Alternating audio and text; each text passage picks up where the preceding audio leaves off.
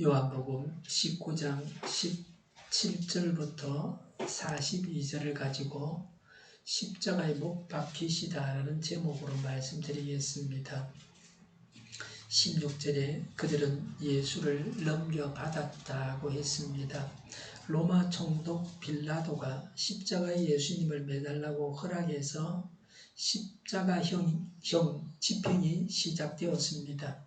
17절에 예수께서 십자가를 지시고 해골이라 하는 데로 가셨다. 그곳은 히브리 말로 골고다라고 하였다고 했습니다. 골고다는 성밖입니다. 18절에 거기서 그들은 예수를 십자가에 못 박았다. 그리고 다른 두 사람도 예수와 함께 십자가에 달아서 예수를 가운데로 하고 좌우에 세웠다고 했습니다. 로마 시민권을 가지고 있는 자는 십자가에 매달아 죽이지 않았습니다. 목을 베어서 죽였습니다. 십자가에 매달아 죽이는 것이 사형 방법 중에서 최고형입니다. 십자가에 매달아 수치를 주고 오랫동안 고통을 주어서 죽게 했습니다. 유대 종교 지도자들이 예수님에게 십자가에서 죽게 했습니다. 이것은 동시에 성경 예언이 이루어지게 한 일이기도 했습니다. 유대 종교 지도자들이 예수님을 얼마나 시기하고 미워했는지를 알 수 있습니다. 요한복음에는 예수님과 함께 십자가에 달린 두 사람이라고 했는데 마태, 마가, 누가, 공간복음에는 두 강도라고 했습니다. 강도들이 예수님의 좌우에서 십자가에 못 박혔습니다. 예수님은 죄인들 가운데 계셨습니다. 죄인을 구하기 위해서 오신 예수님이십니다. 예수님께서 강도들과 함께 죄인이 되셨습니다. 예수님 자신은 죄가 없는데 세상의 죄를 지시고 죄인이 되셔서 죄인과 함께 죄인처럼 죽으셨습니다. 하나님께서 인간이 되셔서 최고 밑바닥 인간이 되셔서 가장 비참한 형벌인 십자가에 달려 죽으셨습니다. 예수님은 고난을 달게 받으셨습니다. 예수님께서 고난 당하셔서 우리를 살리셨습니다. 명패는 본래 제수의 제목을 십자가 위에 붙인 것입니다. 명패에다가 죄를 기록을 해서 보는 사람으로 하여금 경각심을 가지게 했습니다. 19절에 빌라도는 또한 명패도 써서 십자가에 붙였다. 그 명패에는 유대인의 왕 나사렛 사람 예수라고 썼다고 했습니다. 성명은 예수, 출신지는 나사렛, 제목은 유대인의 왕입니다. 유대인의 왕은 그리스도, 메시아란 뜻입니다. 예수님은 온 인류를 위한 메시아이십니다. 사람들이 알지 못해서 메시아를 죽였습니다. 사람들의 사악함과 연약함이 구세주를 죽게 했습니다. 나와 우리의 죄로 인해서 예수님은 죽임을 당하셨습니다. 21절에 유대 사람들의 대제사장들이 빌라도에게 말하기를 유대인의 왕이라고 쓰지 말고 자칭 유대인의 왕이라고 쓰십시오 하였으나 22절에 빌라도는 나는 쓸 것을 썼다 하고 대답하였다고 했습니다. 유대인들이 빌라도가 하자는 대로 하지 않고 빌라도의 뜻을 꺾어서 예수님을 십자가에 매달게 했습니다. 그래서 빌라도가 유대인들을 경멸하고자 유대인의 왕이라고 했다고 볼 수 있습니다. 빌라도의 눈에는 유대인 중에서는 제일 나은 분이 예수님이었습니다. 죄가 없으신 예수님이셨습니다. 사형원도는 내렸지만 명패의 글귀는 빌라도 마음대로 썼습니다. 20절에 예수께서 십자가에 달리신 곳은 도성에서 가까우므로 많은 유대 사람이 이 명패를 읽었다. 그것은 히브리 말과 로마 말과 그리스 말로 적혀 있었다고 했습니다. 히브리 말은 관조에는 아람어라 그랬고 유대인들이 사용했던 언어입니다. 그 당시 지역은 로마가 지배하고 있었고 문화적으로는 그리스가 지배하고 있었습니다. 신약 성경도 로마 말로 적지 않고 그리스 말로 기록했습니다. 그래서 세 가지 언어로 기록되어 있습니다.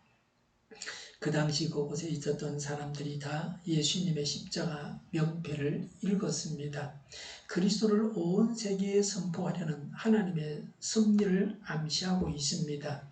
많은 유대인들이 예수님의 십자가 명패를 읽었다고 했습니다. 성령님이 임하시고 많은 이들이 회개하면서 성령을 받았습니다. 예수님이 유대인의 왕이라고 했던 십자가 명패를 본 사람들은 좀 더 쉽게 예수님을 구세주로 받아들였을 것입니다. 우리는 예수님을 왕으로 나의 주인 자리에 모시고 예수님을 따라서 살아가야 합니다. 23절의 병정들이 예수를 십자가에 못 박은 뒤에 그의 옷을 가져다가 네 몫으로 나누어서 한 사람이 한 몫씩 차지하였다. 그리고 속옷은 이음새 없이 위에서 아래까지 통째로 짠 것이므로 라고 했습니다. 겉옷은 머리를 싼 수건입니다. 겉옷은 이음새를 찢어서 네 명이 하나씩 가지고 갔습니다.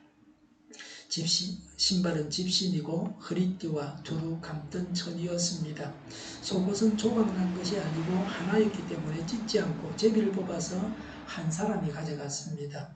옷이 귀했던 시절이었습니다. 남이 입었던 옷도 값이 나갔던 것 같습니다. 십자가에 매달기 전에 옷을 벗기는 것이 관습이었습니다. 그리고 제수의 옷은 사형을 집행하는 군인들에게 주어지는 팁, 부수입이었습니다. 예수님은 고통을 받으시고 신음하시는데 그 아래 군인들은 그들의 부수입을 나누어 가지기에 바빴습니다. 사람은 세상적 이익에 빠져서 교회에서도 싸우고 죄짓기에 바쁩니다. 십자가에 달리신 예수님을 보고 우리의 죄로부터 돌아서야 합니다. 성경에는 이런 예언 성취가 322개나 됩니다. 우연히 이런 예언을 이루고 이 땅에 예수님이 오실 확률은 없습니다. 구약 성경에는 예수님에 대해서 예언한 것이 신약 성경에 이루어졌습니다. 이러한 예언의 성취는 우리로 하여금 예수님을 하나님으로 구세주로 믿게 하려고 보여주신 것들입니다.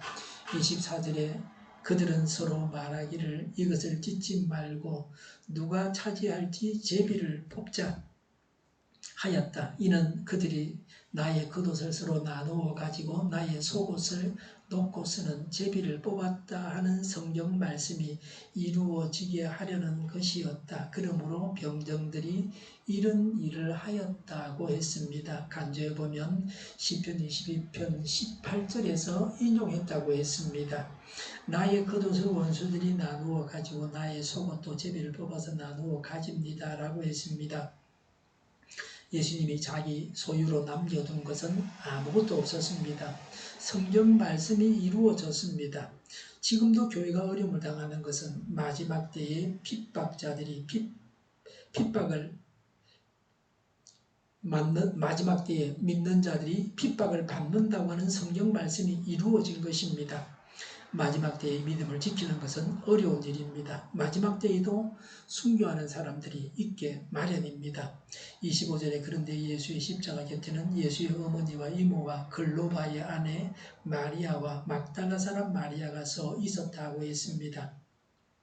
예수님의 십자가 처형장에는 여인들이 있었습니다. 예수님의 12 제자는 다 남자들입니다. 그런데 마지막까지 예수님이 운명하시는 것을 지켜본 사람들은 대부분이 여인들이었습니다. 예수님의 운명을 지켜보던 경건한 여인들의 마음이 어떠했겠습니까?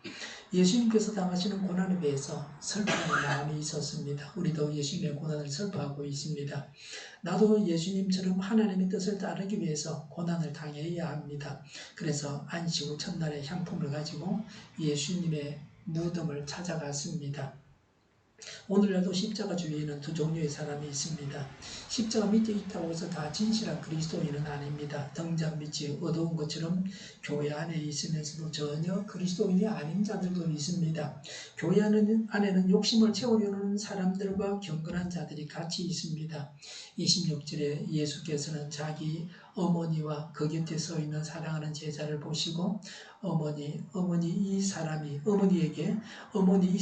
어머니의 아들입니다고 말씀하시고 라고 했습니다.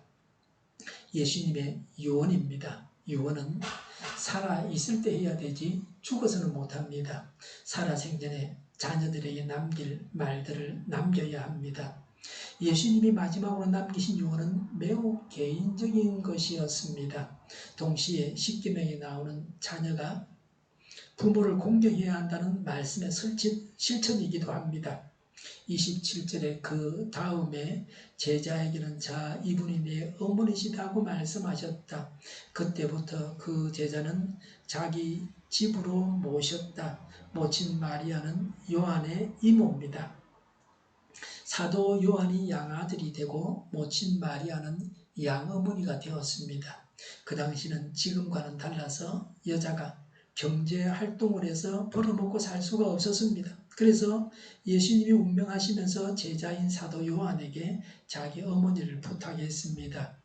예수님은 성경에 명하신 부모 공경의 도리를 다 하셨습니다. 자녀가 부모를 공경하는 것이 성경적인 도리입니다. 가정에서 자기 역할을 다하는 것이 성경 말씀을 따라서 사는 것입니다. 마지막 순간에도 예수님은 자신이 보살펴야 할 분들을 다 보살피셨습니다. 모든 면에서 온전해야 합니다. 예수님은 남을 생각하는 분이시요 나아가서는 인류를 생각하신 분이십니다. 예수님은 말씀하시고 모친 마리아와 요한은 순종했습니다. 간단하고 확실합니다. 많은 경우는 말이 길면서 또 모호하기도 합니다. 말만 많이 하고 순종하겠다고 명확하게 말하지는 않습니다. 예 하고 순종해야 합니다. 어떤 조건도 달지 않는 것이 최선입니다. 하나님께서 듣기를 원하시는 대답이 이것입니다. 성경 말씀에 순종해서 살아야 합니다. 28절에 그 뒤에 예수께서는 모든 일이 이루어졌음을 아시고 성경 말씀을 이루시려고 목마르다고 말씀하셨다. 29절에 거기에 신 포도주가 가득 담긴 그릇이 있었는데 사람들이 해면을 그 신 포도주에 듬뿍 적셔서 우슬초 대에다가 꿰어 예수의 입에 갖다 대었다고 했습니다. 간주의 시편 69편 21절에서 왔다고 인용했다고 기록하고 있습니다.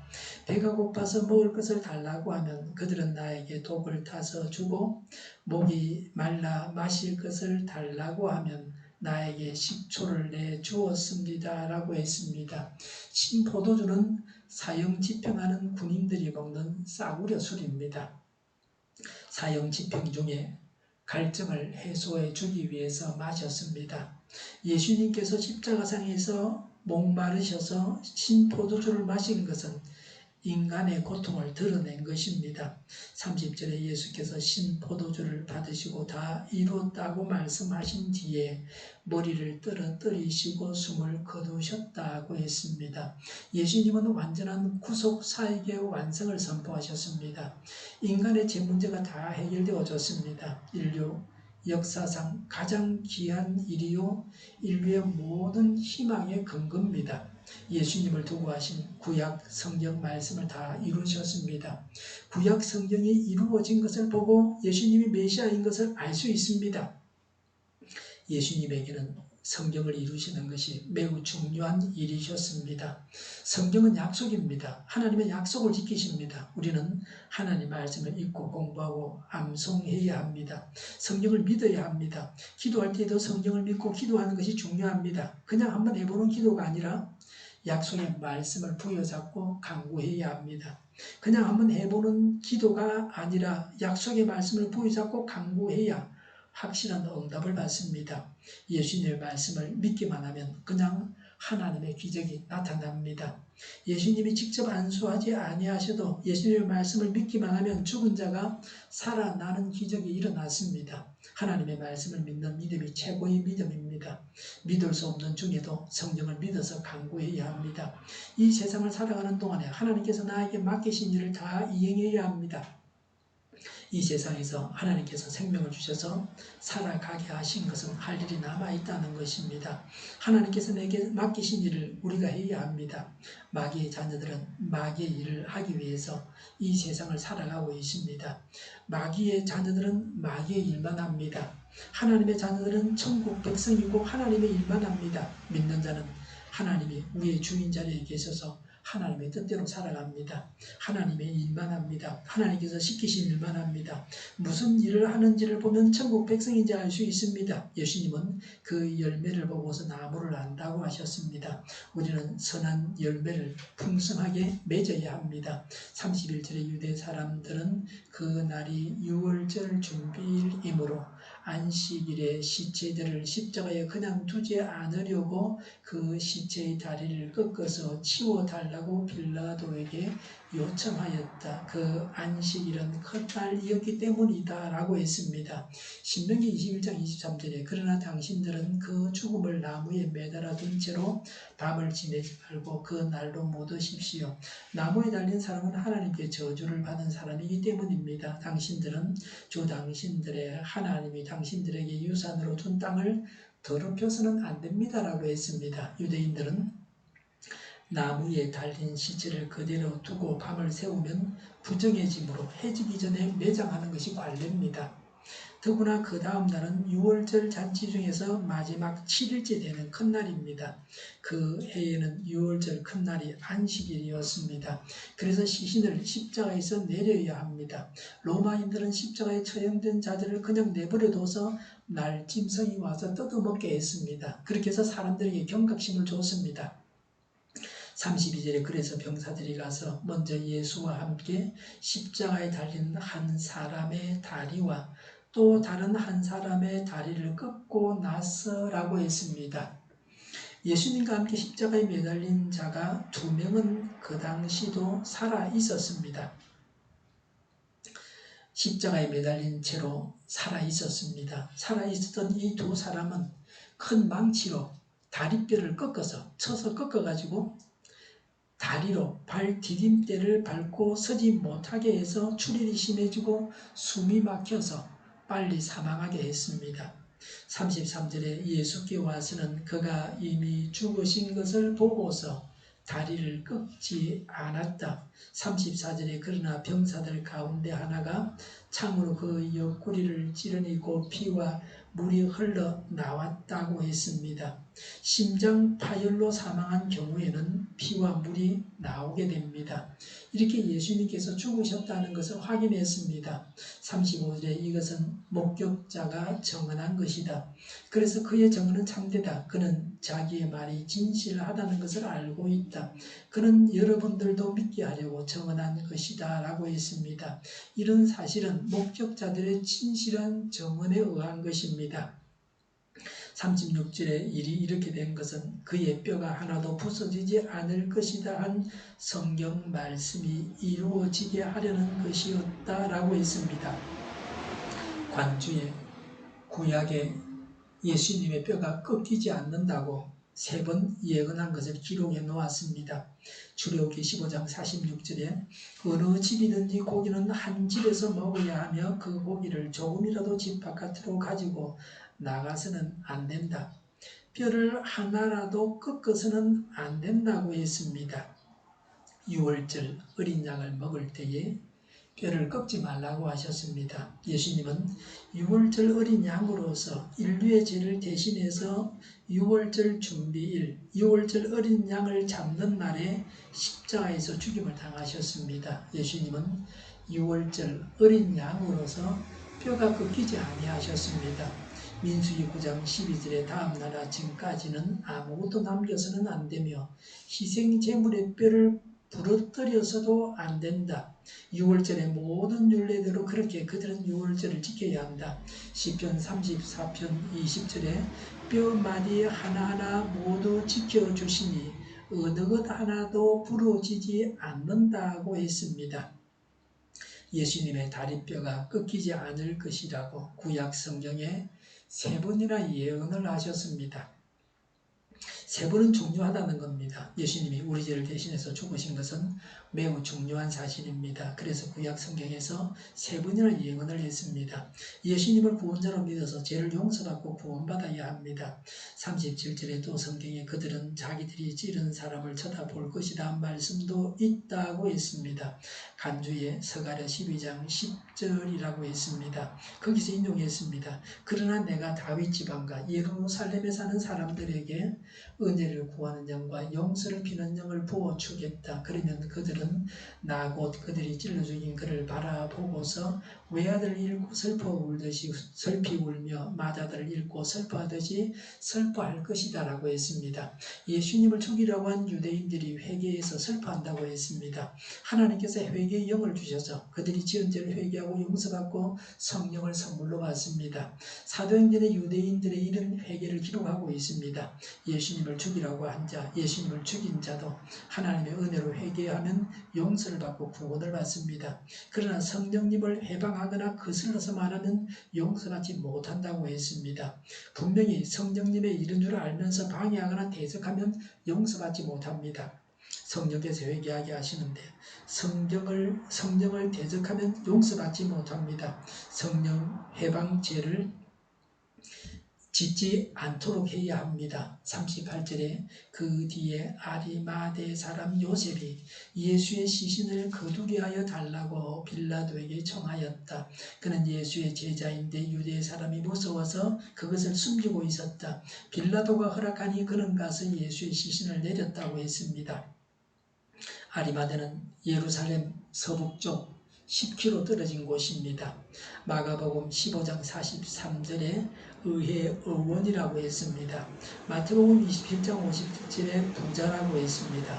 누가복음 23장 50절에 공의의 의원이고 착하고 의로운 사람. 누가복음 23장 51절에 이 사람은 의회의 결정과 처사에 찬성하지 않았다고 했습니다. 의회가 예수님을 처형하고자 할 때 가담하지 않았습니다. 마가복음 15장 43절에 하나님의 나라를 기다리는 사람이라고 했습니다. 제자들이 다 좀 도망간 때에 예수님의 시신을 장례했습니다. 아리마대 사람 요셉은 예수님의 제자인데도 유대인들을 무서워해서 평소에는 예수님의 제자라는 사실을 숨기고 있었습니다. 아리마대 사람 요셉은 위험한 일을 했습니다. 유대 지도자들이 죽인 자인데 그 시신을 거두었으니 공격을 받을 수도 있었습니다. 당시 로마법은 사형수라 해도 친구가 그 시신을 장례하는 것을 허락했습니다. 39절에 또 전에 예수를 밤중에 찾아갔던 니고데모도 몰약에 치망을 섞은 것을 100근 좀 가지고 왔다고 했습니다. 몰약은 향기로운 나무에서 채취한 고급 향료입니다. 친향은 나무에서 채취한 고급 향품입니다. 시체의 부패를 방지하기 위해서 이런 향들을 섞어서 시체에 발랐습니다. 유대인들은 미이라를 만들지 않습니다. 미이라를 만들 때는 내장을 다 끌어냈습니다. 유대인들은 세마포로 시신을 감는 동안 향품을 온몸에 골고루 뿌립니다. 100근은 34kg입니다. 한 사람의 장례에 쓰기에는 상당히 많은 양이었습니다. 그가 부자였고 예수님을 매우 사랑했다 하는 것을 알 수 있습니다. 이 정도로 많은 양품을 사용하는 것은 왕족에 대한 예우입니다. 니고데모가 예수님을 왕으로 예우했습니다. 본래는 시신을 향유로 씻기고 세마포로 쌌습니다. 안식일이 임박해서 가루 향품만 뿌렸습니다.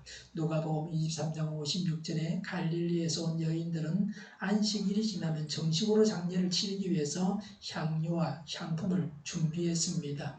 40절에 그들은 예수의 시신을 모셔다가 유대 사람의 장례 풍속대로 향유와 함께 삼배로 감았다. 41절에 예수가 십자가에 달리신 곳에 동산이 있었는데 그 동산에는 아직 사람을 장사한 일이 없는 새 무덤이 하나 있었다. 42절에 그날은 유대 사람이 안식일을 준비하는 날이고 또 무덤이 가까이 있었기 때문에 그들은 예수를 거기에 모셨다고 했습니다.